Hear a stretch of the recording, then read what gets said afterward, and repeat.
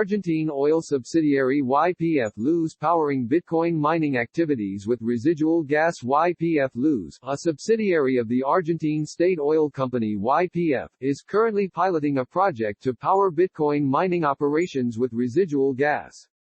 The initiative, which is currently being tested in Vaca Muerta, one of the biggest oil fields in the country, seeks to take advantage of this byproduct from the initial stages of oil well drilling. Cryptocurrency miners are always looking for new forms of getting cheap and convenient power sources to run mining operation. Bitter cold temperatures as a major storm descends on the state. It's going to feel like 11 degrees in El Paso tonight, where it's about 19. Crypto miners are stepping in and powering down to help alleviate some of the pressure on the power grid. CNBC's Mackenzie Sagalos joins me now with more. Mackenzie, so they're trying to help? Yes, they are. So since Tuesday, crypto miners across the state have been shutting off their machines in order to ease the burden on ERCOT, which is the name of the Texas power grid. The chief concern here is that, we might see a repeat of what happened in February of last year when 10 million Texans lost power.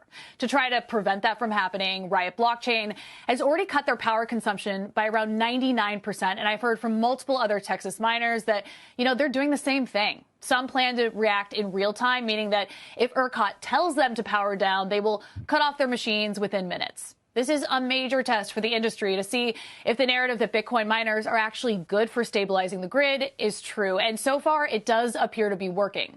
ERCOT's website shows grid demand in real time. And as of now, they say there is enough power for current demand. Kelly? But, as much as I applaud their efforts, couldn't they lose a lot of money doing this? Are they being compensated somehow?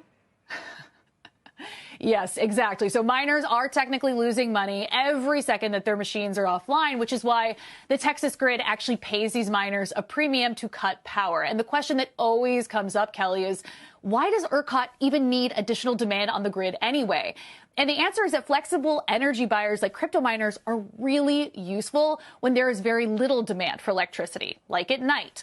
Basically, having more miners and having more flexible buyers helps to even out supply and demand so that you don't see electricity prices either surge or go negative. Yeah, no, absolutely. So what does it all mean for the price of Bitcoin itself if the mining behavior is affected for this stretch? It actually probably doesn't mean much. The supply delta from changing the pace of mining is typically minimal. Just look at what happened in Kazakhstan a couple weeks ago. It is one of the biggest Bitcoin mining destinations on the planet. And amid political turmoil, miners across the country went totally offline, and it didn't do much to the price of Bitcoin. But as for those crypto miners, Riot Blockchain and Marathon Digital are down by more than 4% today, and both are 34% lower so far this year. True, and that's a point to watch if they continue to feel this stress. Mackenzie, thanks so much. It's fascinating. We appreciate it.